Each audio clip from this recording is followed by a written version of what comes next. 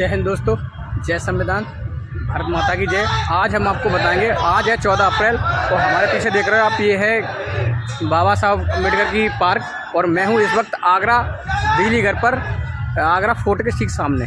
अब आपको भी दिखाती, देखो पीछे से, ये देखो इनके सब मानने वाले लोग हैं, वो बेचारे आए हुए हैं, देखो माला चढ़ा रहे हैं। आज है बाबा साहब की जयंती। तो अब हम आपको थोड़ा सा विस्तार से बताते हैं कि बाबा साहब के बारे में।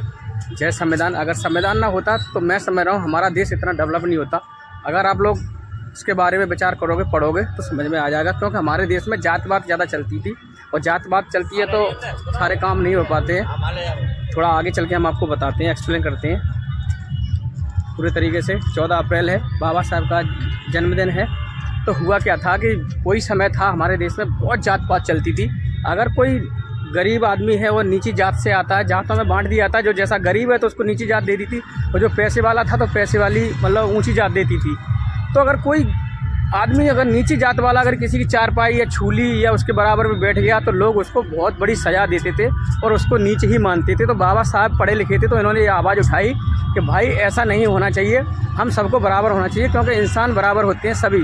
तो ऐसा नहीं है कि भाई किसी को आप अपमानित कर दो। तो ऐसा होता था हमारे यहाँ। अगर किसी ने नीचे इंसान ने मतलब नीची जात के लोग ने अगर वो छू लिया, जो नीचे जात के थे उनको छोटा काम दिया जाता था, जैसे साफ झाड़ू लगाओ, लेटरिन साफ़ करो, तो उनको ऐसे काम दिए जाते थे। तो मैं हूँ अभी बिजली घर पे आगरा में और ये फोर्ट रेलवे स्टेशन के पास में पड़ती है, उसी के सामने ये पार्क है। तो भाई बताने का मतलब ये है कि भीमराव अम्बेडकर जो थे उन्होंने आवाज़ उठाई थी। और आपको ये भी बता दूं कि भीमराव अम्बेडकर जो थे वो किस जाति से थे। बहुत से लोगों का ये अहमियत है कि वो जाटव समाज से थे। नहीं भैया, जाटव समाज की कोई समय था बहुत स्थिति ख़राब थी। स्थिति ये ख़राब थी कि लोग, ये जो समाज था जाटव समाज, ये शुरू से चमड़े का काम करता था। जैसे जूता बनाने का काम हो, पहले जो जूता बनते थे वो चमड़े से ही बनते थे। आपको बताएं, चमड़े की जूतियाँ बनती थी। तो ये लोग चमड़े के काम में ज़्यादा थे तो लोग इनसे घृणा करते थे, तो इनको नीची जात में डाल दिया था। तो बाबा साहब आए तो उन्होंने ये आवाज़ उठाई कि नहीं भैया, कोई नीच नहीं होना चाहिए, कोई ऊंच नहीं होना चाहिए, सबको सम्मान मिलना चाहिए।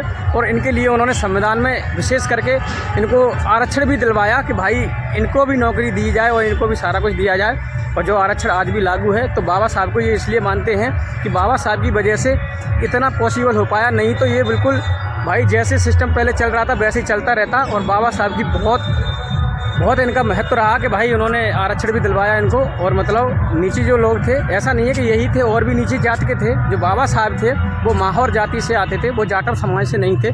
माहौर जाति को भी नीचे ही मतलब उसमें दिया जाता था, उसको कोरी समाज बोलते थे। आज कहीं कहीं लोग उसको माहौर भी बोलते हैं, कहीं कहीं कोरी समाज बोलते हैं। तो बाबा समाज जो थे वो बाबा जो थे भीमराव अम्बेडकर, ये पढ़े लिखे थे बहुत। तो इन्होंने इस तरीके से अपना कहा इन्होंने, और ये रचयिता भी बने। और मैं मानता हूँ कि अगर इनको रचयिता नहीं बनाया जाता इसका संविधान का, तो ये भी नेता बन जाते अपने आप में। क्योंकि इन्होंने जब धर्म अपनाया था, इन्होंने 20 साल तक इंतजार किया था कि हम बुद्ध धर्म में चले जाएंगे। ये हिंदू थे और 20 साल तक उन्होंने इंतजार किया था। तब की जो सरकारें थी बहुत निकम्मी सरकारें थी। मैं तो यही कहूँगा कि 20 साल तक तुमने इंतजार करवाया किसी इंसान का। वो ये कहता रहा कि हम दूसरे धर्म में चले जाएंगे, नहीं तो गरीबों को आप इस तरीके से मत सताओ।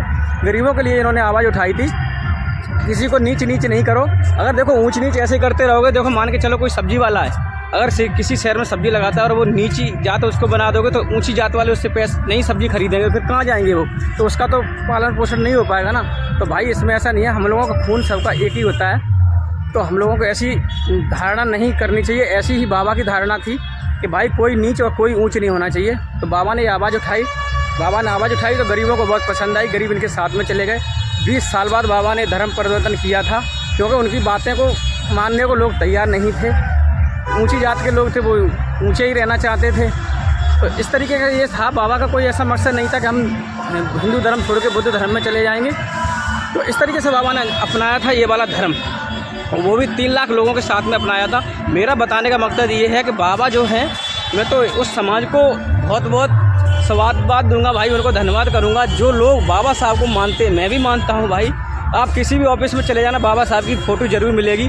धन्य है उस लोगों को जो अपनी ऑफिस में फ़ोटो लगाते हैं। देखो बाबा साहब थे वो जाटव समाज से नहीं थे, लेकिन जाटव समाज मानता है उनको। तो मैं उनको बहुत धन्यवाद ही बोलूँगा कि भाई ऐसे पढ़े लिखे इंसान का आप सम्मान कर रहे हो, पढ़े लिखे इंसान का आप मतलब जन्मदिन मना रहे हो, अच्छी बात है। उनकी वजह से मैं समझता हूँ हमारे देश में थोड़ी सी तरक्की हो पाई। तरक्की क्या होती है देखिए, अगर 5 आदमी उसी एक काम को करेंगे तो वो जल्दी से कर पाएंगे। और एक और एक आदमी उस काम को करेगा तो वो इतनी जल्दी से नहीं कर पाएगा। जैसे मान के चलो कोई चीज़ गिरी हुई है, उठाते हैं तो 5 लोग उठाएंगे तो जल्दी उठ जाएगी। अगर एक आदमी 10 साल तक भी उठाएगा ना, तब भी वो चीज़ नहीं उठ पाएगी। तो मेरा कहने का मतलब ये है कि भैया देखो, बाबा साहब जो थे वो सभी जातियों को इकट्ठा करना चाहते थे। एक मिल के रहो भाई, कोई किसी के साथ छुआछूत मत करो। बाबा साहब जो थे वो कोरी समाज से थे, आप पढ़ाई कर लेना। मेरा बताने का मकसद ये है कि देखो कुछ लोग पढ़ाई करते नहीं और पूछते हैं कि भाई बाबा साहब थे वो जाटव समाज से थे।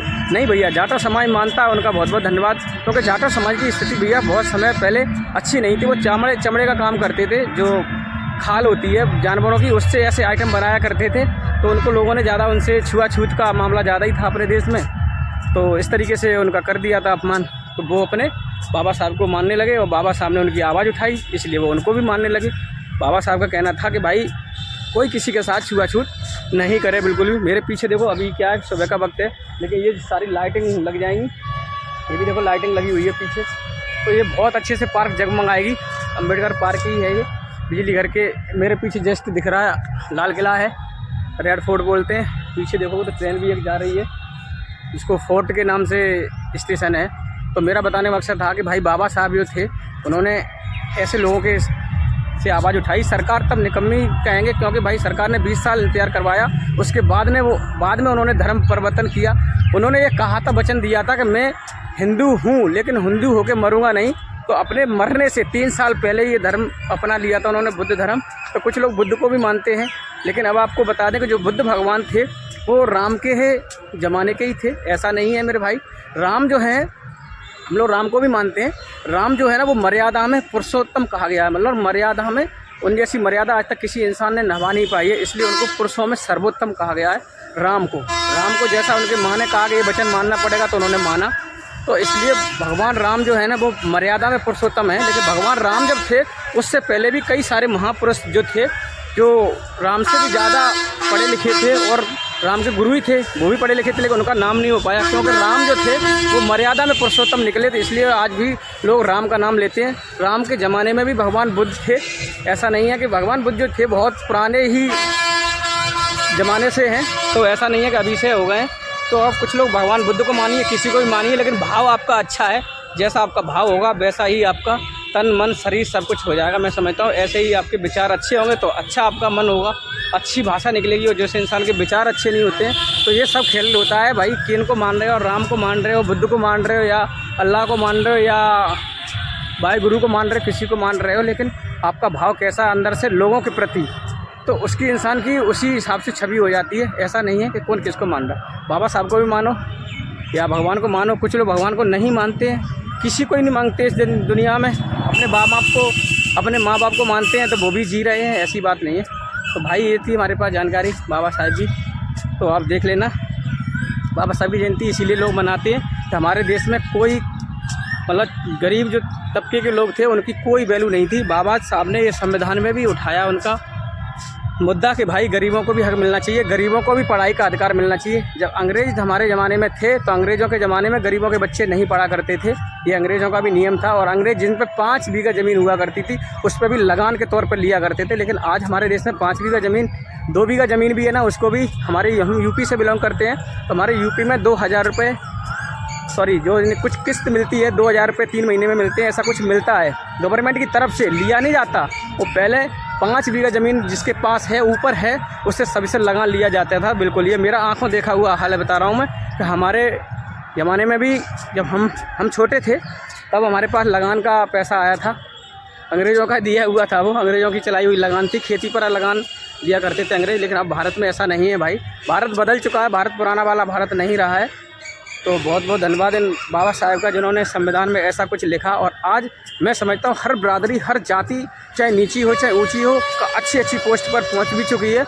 और भाई अपना डेवलप भी कर रही है, बच्चों को भी पढ़ा रही है, और साथ मिलकर काम कर रहे हैं। ऊंची जाति के लोग भी साथ मिलकर काम कर रहे हैं, और नीची जाति के भी लोग काम कर रहे हैं साथ मिलकर। तो अच्छा लगता है भाई, तभी हमारा देश तरक्की कर सकता है, जब हम लोग सब मिलकर काम करेंगे। बाबा साहब का कहना यही था, इसीलिए इनको लोग मानते हैं। गरीब तबके के लोग मानते हैं, पैसे वाले भी मानते हैं, और पढ़े लिखे भी मानते हैं। सबसे ज़्यादा पढ़े लिखे को मानना चाहिए, क्योंकि बाबा की जो सोच थी ना, वो यही सोच थी कि हम सब मिलकर काम करें। हमारा खून जो है ना, सबका एक सा ही है, कोई किसी को नीच पन्ना दिखाए, ये चीज़ कहानी थी। तो मिलते हैं भैया नेक्स्ट वीडियो में। अच्छी लगी हो पढ़ाई कर लेना। बाबा साहब बहुत बढ़िया एक इंसान थे, ऐसे नहीं थे तभी लोग इनको मानते हैं। जो लोग बाबा साहब की बायोग्राफी को पढ़ लेते हैं, किस तरीके से उन्होंने पढ़ाई की और किस तरीके से उन्होंने आवाज़ उठाई, कितना संघर्ष किया अपने देश के लिए, जनता के लिए, गरीबों के लिए, तो वो लोग इनके फ़ैन हो जाते हैं। जय हिंद, वंदे मातरम, जय संविधान।